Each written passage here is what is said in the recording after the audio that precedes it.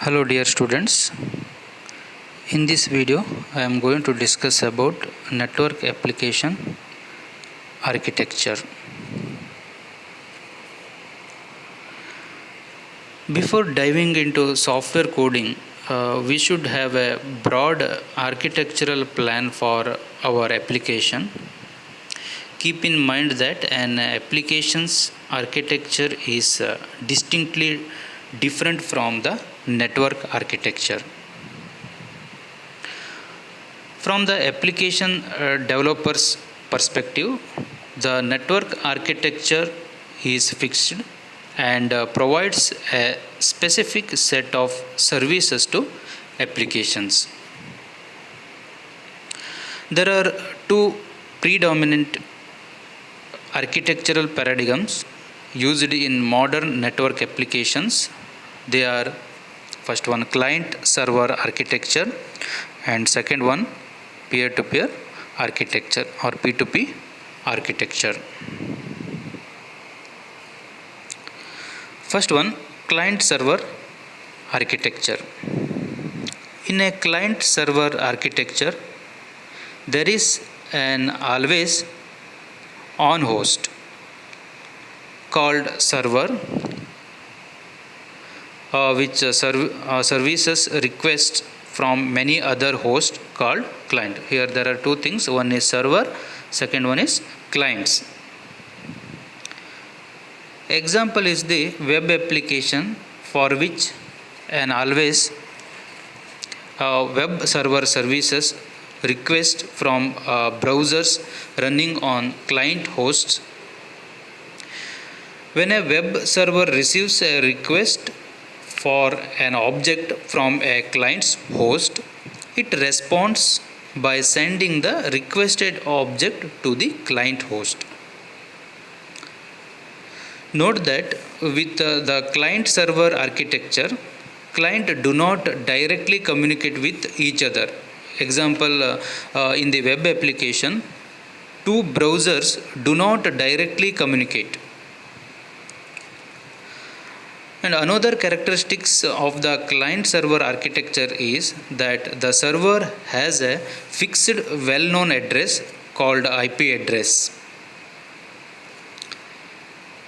Because the server has a fixed well-known address and because the server is always on, a client can always contact the server by sending a packet to the server's IP address. Some of the better known applications with a client server architecture include Web File Transfer Protocol, FTP, Telnet, and electronic email. Often in a client server application, a single server host is incapable of keeping up with all the requests from clients because there are many clients. So a single server can't keep all the requests. For example, social networking sites. For this reason, a data center housing a large number of hosts is often used to create a powerful virtual server.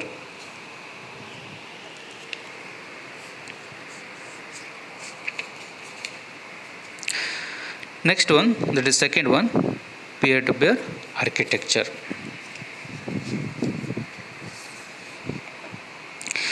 In a P2P architecture, there is a minimal or no reliance on dedicated servers in data centers. Instead, the application exploits direct communication between pairs of intermittently connected hosts called peers. The peers are not owned by the service provider but are instead desktops and laptops controlled by users, with most of the peers residing in homes, universities, and offices. Because the peers communicate without passing through a dedicated server, the architecture is called peer-to-peer architecture. Many of today's most popular and traffic intensive applications are based on P2P architecture. For example, the applications including file sharing, that is BitTorrents, internet telephony, that is Skype, and IPTV, etc. One of the most compelling features of P2P architecture is their self scalability. And P2P architecture are also cost effective. But there are three major challenges in P2P application. That is, first one, ISP friendly. Most residential ISPs, including DSL and cable ISPs, have been dimensioned for asymmetrical bandwidth usage, that is, for much more downstream than upstream traffic. But P2P video streaming and file distribution applications shift upstream traffic from the servers to residential ISPs, thereby putting significant stress on the ISPs. Second one, security. Because of their highly distributed and open nature, P2P applications can be a challenge to secure. Next, third one, incentives. The success of future P2P applications also depends on convincing user to volunteer bandwidth, storage,